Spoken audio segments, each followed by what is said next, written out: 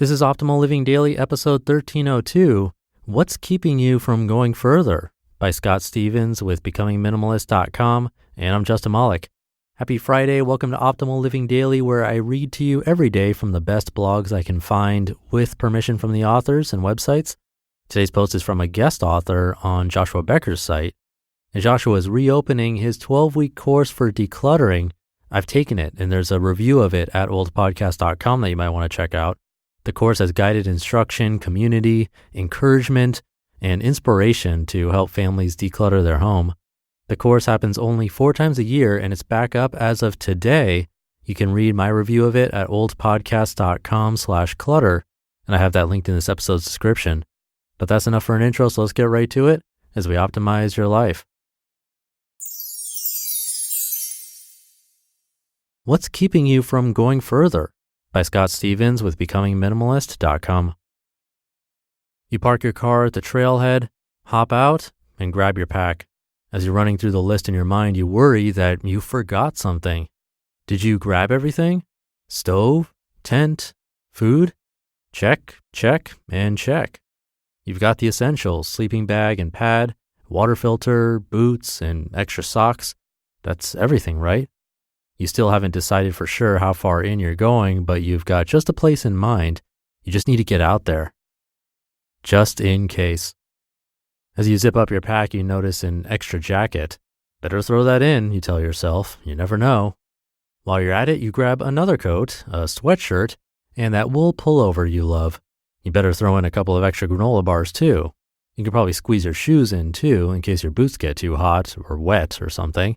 You never know. Now you finally zip up your very swollen pack. You heave it up over your shoulders and buckle for a second under the weight.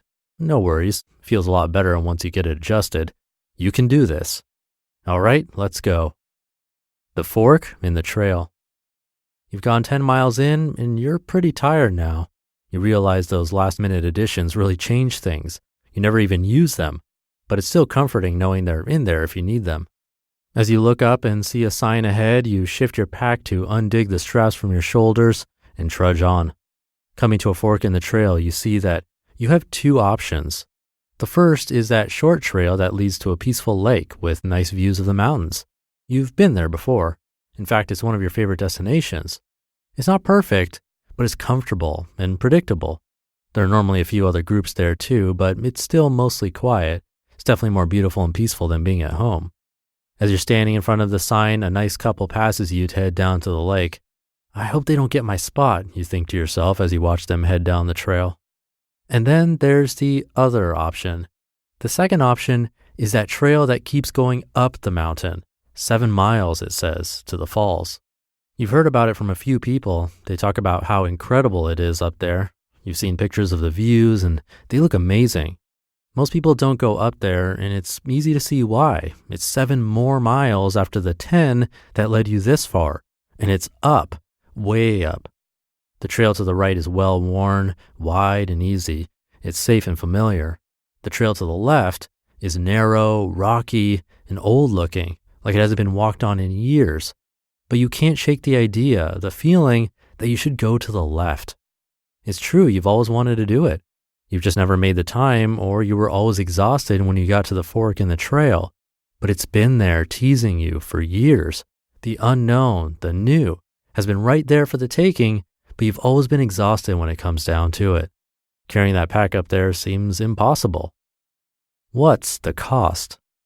As you're standing there contemplating your choice and catching your breath, you feel something start to boil over, dissatisfaction, rebellion against your exhaustion and excuses.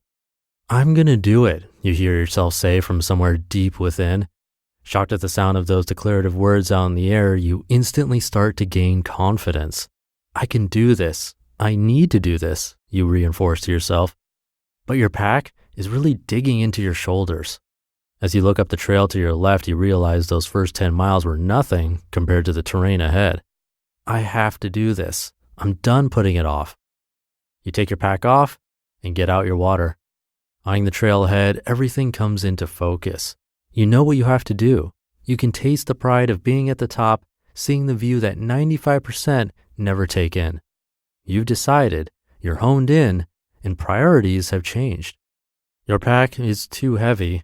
It doesn't matter. You're doing this. You take it off, rip it open, and apply new rules to everything inside. You take out that pullover. Is this going to help me get up there? Nope. You quickly reevaluate all of your pack's contents with new eyes and start a pile beside your pack. You add the extra granola bars, shoes, the extra sweatshirt and clothes to the pile. You even nix the books you brought, that extra coat too. You grab the heap of excess and hide it off the trail for the return trip. You're efficient, focused, and prepared. As you pick up your pack and throw it over your shoulders, you realize it weighs half of what it did, maybe less. Compared to before, it's almost like you're not carrying anything at all. You feel free somehow. You're efficient, carrying only what you need to survive and your journal to record the journey. As you focus on the trail ahead, you feel a fire deep inside pushing you forward. You're prepared not for any possible scenario nor for comfort, but for survival and adventure. Let's go. Time for application. This sounds a lot like some hiking trips I've been on. It also sounds like life. What are you carrying unnecessarily? We often add all these extras to our packs just in case. They could be extra clutter, unhealthy relationships, bad habits, or self-sabotaging thoughts. Or maybe these extras give you a false sense of security.